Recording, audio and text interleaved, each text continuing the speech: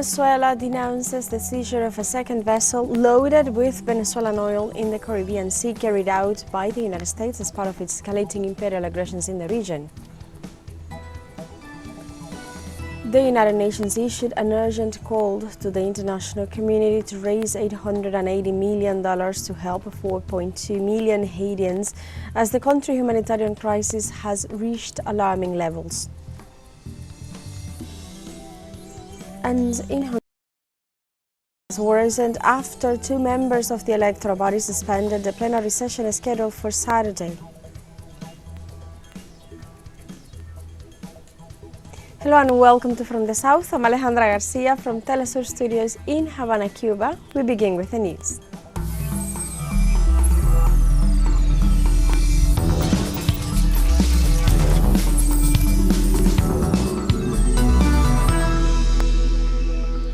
Venezuela denounces the seizure of a second vessel loaded with Venezuelan oil in the Caribbean Sea carried out by the United States as part of its escalating imperial aggressions in the region.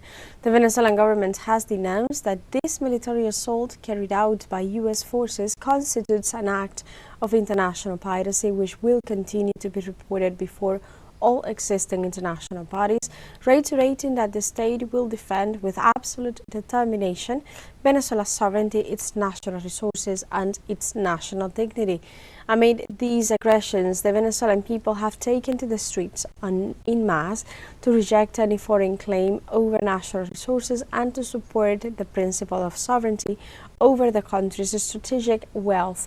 This crime occurs days after Washington arbitrarily announced the criminal blockade aimed at limiting Venezuela's capacity to trade, and it forms part of a series of imperialist aggressions that seek to undermine Venezuela's right to peace.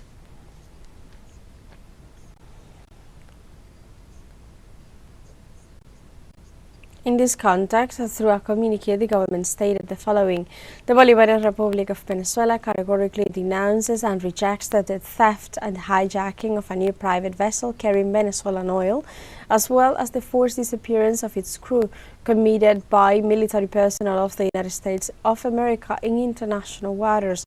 This serious act of piracy constitutes a flagrant violation of the crime provided for in Article 3 of the 1988 Convention for the Suppression of Unlawful Acts against the Safety of Maritime Navigation, as well as a gross violation of Article 2 of the Charter of the United Nations, Article 2 of the Geneva Convention on the High Seas, and also the Declaration on Principles of International Law concerning friendly relations and cooperation among states, among other applicable norms of international law.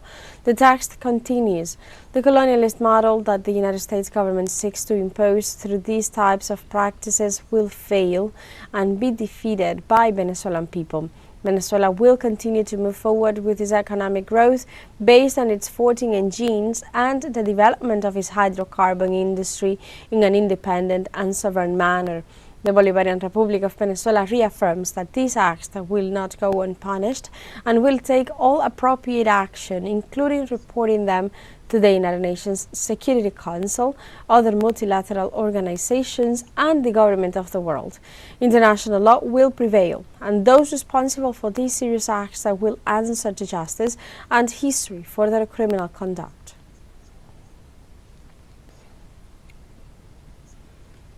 In this context, expressions of solidarity with Venezuela in response to the new act of piracy by the U.S. government have started pouring in. Cuban President Miguel Díaz-Canel was one of them, and he took to his social network to denounce the theft, assuring that the new act of piracy and maritime terrorism in Caribbean waters by U.S. forces is a serious violation of international law and deserves total global condemnation, stressing that these threats to regional peace must be stopped.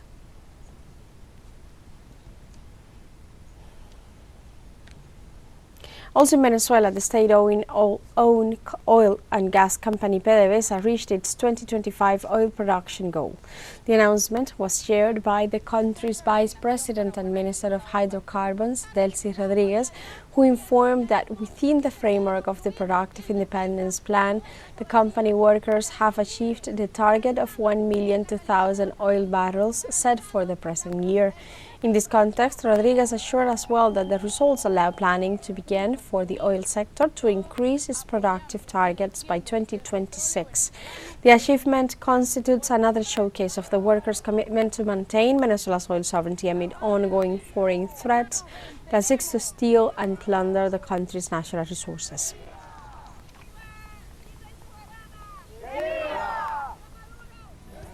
And now we have a short break coming up, but first remember you can join us on TikTok at teleSUR English, where you'll find news in different formats, news updates, and much more. We'll be right back. Stay with us.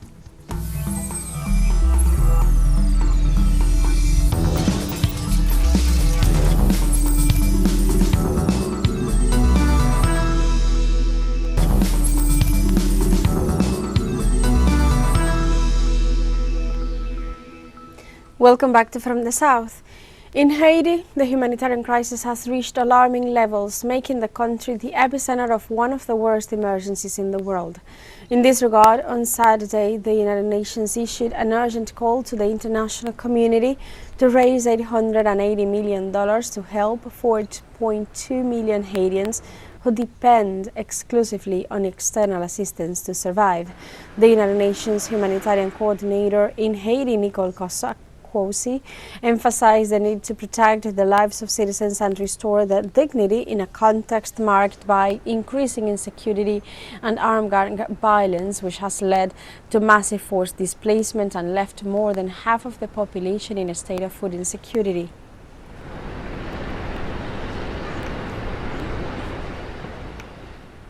And now we change of topic and go to Honduras, where the electoral crisis has worsened in recent hours after two members of the electoral body suspended the plenary session scheduled for this Saturday. Councillor Marlon Ochoa reported that Ana Paola Hall, president of the National Electoral Council, and Cosette Lopez unilaterally suspended the plenary session of the body scheduled for 7 p.m. local time without any explanation.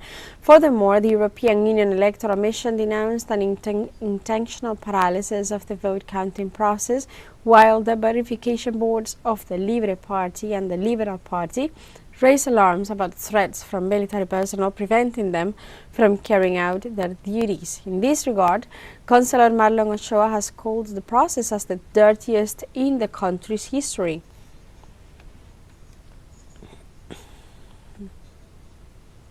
Also in this country, on Saturday, the president of Honduras, Xiomara Castro, led the cabinet meeting where her government team presented more than 100 management reports. The meeting, held in the municipality of La Peguare as part of the closure of her administration, reviewed the implementation of public policies and programs developed during nearly 4 years of management.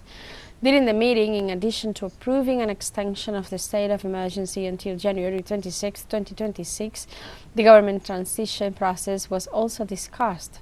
At the end of the meeting, some of her ministers held a detailed press conference.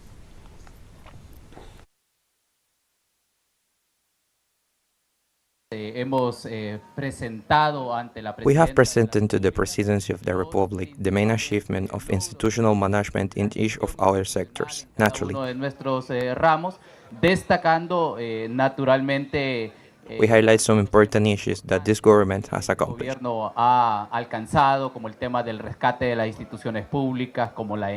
such as the rescue of public institutions like ENE, Panadesa, and the thorough reconstruction of the national road system, which was averaging 70 km per year. The President will close this government with 300 km per year, meaning over 1,200 km nationwide over the 4 years of government. The reduction of poverty, which we found at 74%, has seen an historic reduction of 15 percentage points, supported by international organizations such as escalates.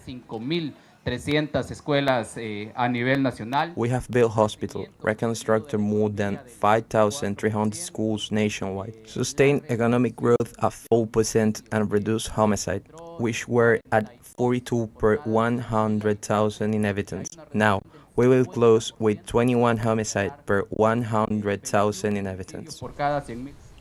In other informations, after being detected in 35 countries, the virus known as superflu H3N2 is now also reported in some Latin American countries. In this regard, health authorities are warning the population to wear masks while advancing vaccination campaigns. Let's see more in the following material.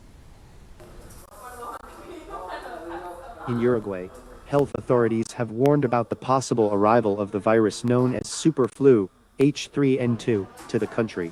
In this regard, the Ministry of Health detailed that it will bring forward the 2026 flu campaign to promote the administration of vaccines.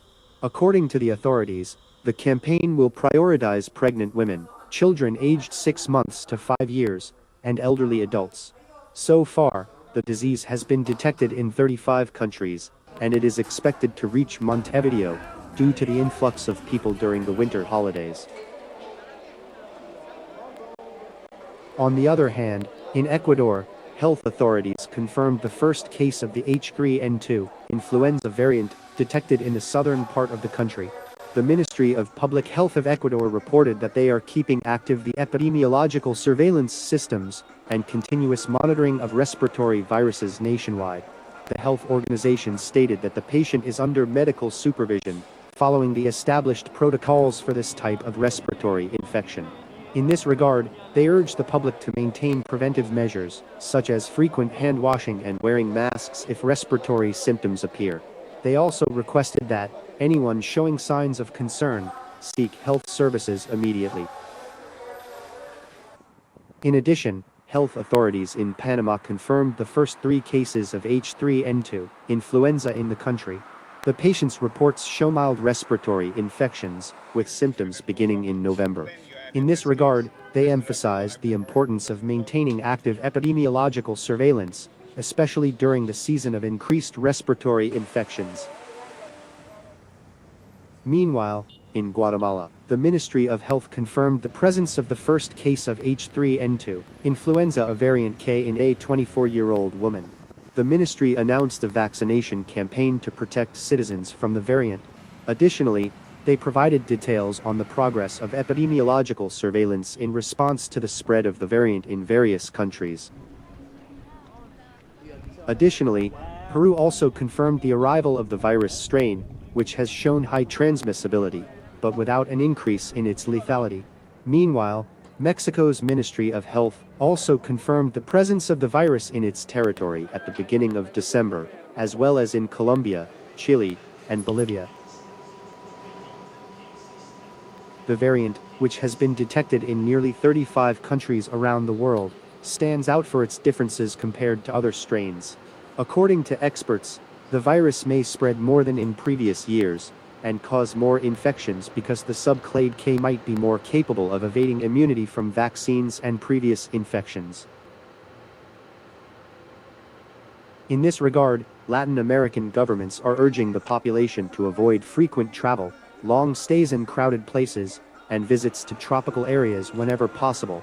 Additionally, they recommend consulting with doctors if symptoms such as high fevers, rashes, headaches, joint pain, chills, dry cough, among others commonly associated with the flu, appear.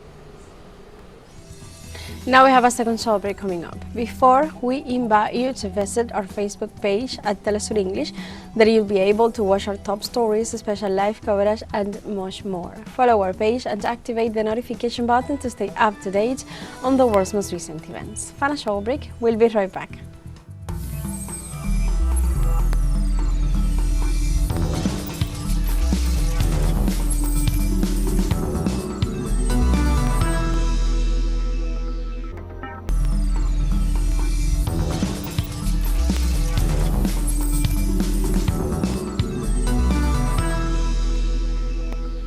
Welcome back to From the South. In the United States, a power outage has affected California, where more than 200,000 households remain without service. The outage began on Saturday morning, and the exact causes remain uncertain. Numerous cities in the state have been affected, but the major fault has been reported in San Francisco, where neighborhoods like Sunset, Richmond, and Golden Gate Park are still without electricity. The interruption has also impacted transportation services, gas stations, and overall mobility, prompting authorities to advise residents to stay at home.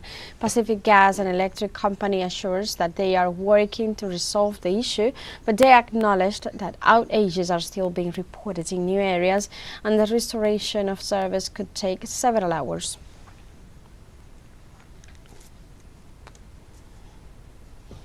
Now we stay in the United States, where several cities are questioning the release of files related to sex offender Jeffrey Epstein, which contain more than 70% of the data censored.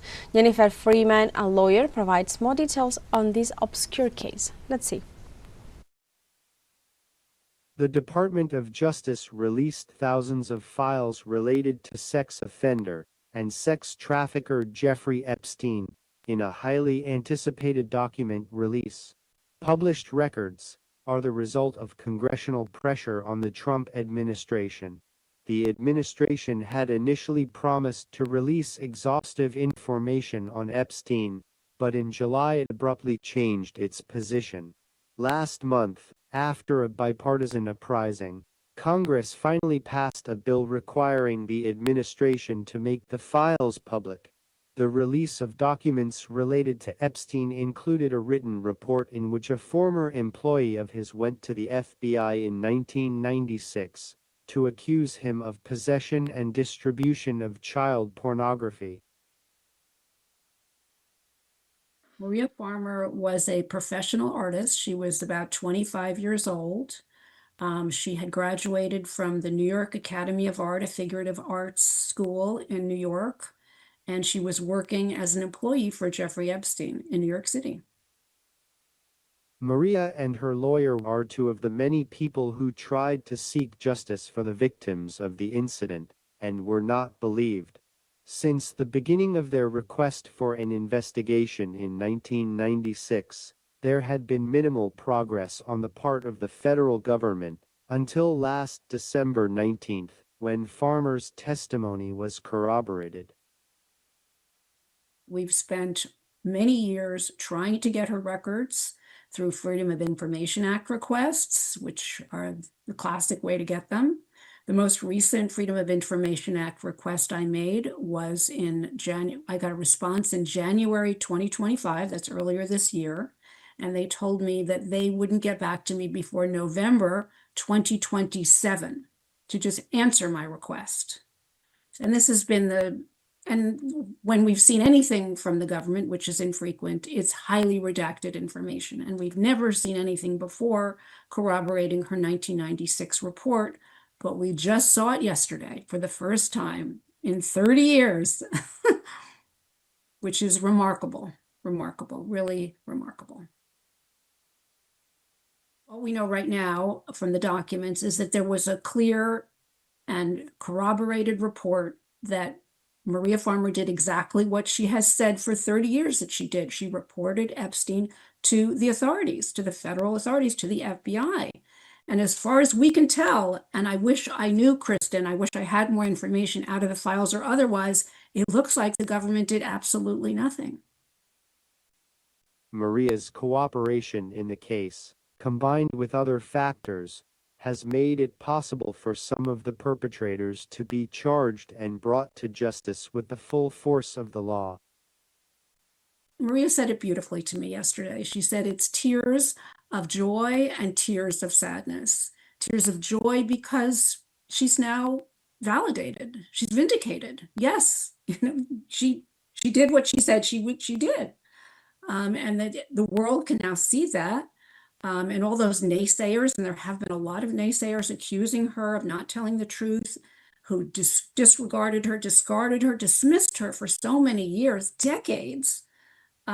She's now has some kind of corroboration and vindication that this is true. And the sadness, the tears of sadness, because look at the waste of the 30 years. And not only for her, but for so many victims, whether it's Virginia Giuffre or all the other survivors who didn't have to be subjected to this kind of child sex crime. Freeman stated that the U.S. Department of Justice report has not been released in its entirety, and that there are still defense attorneys and survivors who will continue to fight for justice.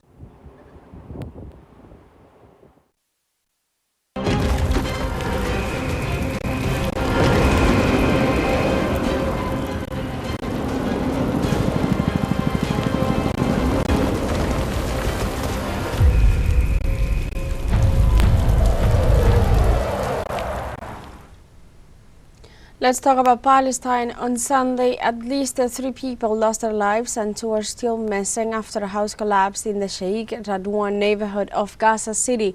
According to medical sources, the collapse was caused by structural damage resulting from ongoing Israeli shelling, which caused the building to crumble on its residents. Dozens of homes have collapsed recently due to direct damage from continuous shelling on Gaza since October 2023, a situation which has worsened with recent severe weather, resulting in casualties, injuries, and significant material losses. In this context, Gazans refuse to leave their damaged homes, citing the weather conditions and the growing hardships caused by the ongoing airstrikes and severe weather, which have affected thousands of homes across the Gaza Strip.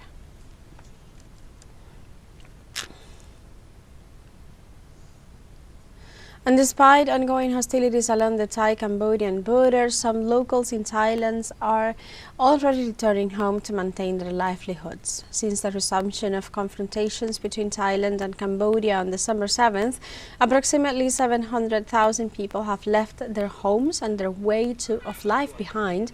And in recent days, hundreds of farming families in Buriram province have returned to their homes and farmland, risking being caught in the crossfire. The governments of both countries are aware of the situation and declare that they will not cease hostilities and will continue border skirmishes.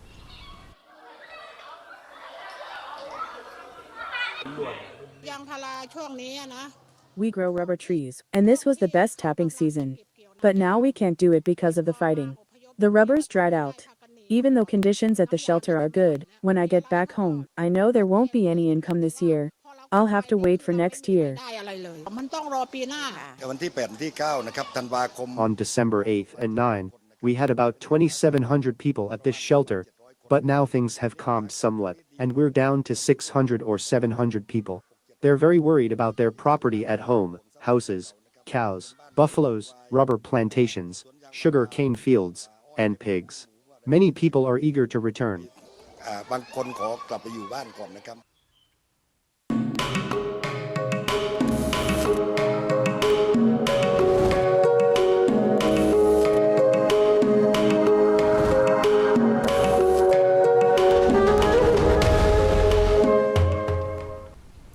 The second China-Russian-Mongolia International Ice and Snow Festival officially began on Saturday in Mansouli, located in the Inner Mongolia Autonomous Region. This year's Ice and Snow Festival features a theme park spanning 128,000 square meters. Through ice sculptures, interactive activities and immersive settings, the theme park recreates Mansouli's evolution from a frontier outpost to an international port. The opening featured a grand fair showcasing intangible cultural heritage and was held in downtown Mansouli as well. Over 40 representative intangible cultural heritage items from China, Russia and Mongolia made an appearance, with Russian-style sausages, bread, cheese, buns and other specialty foods, drawing crowds of locals and tourists to stop and taste.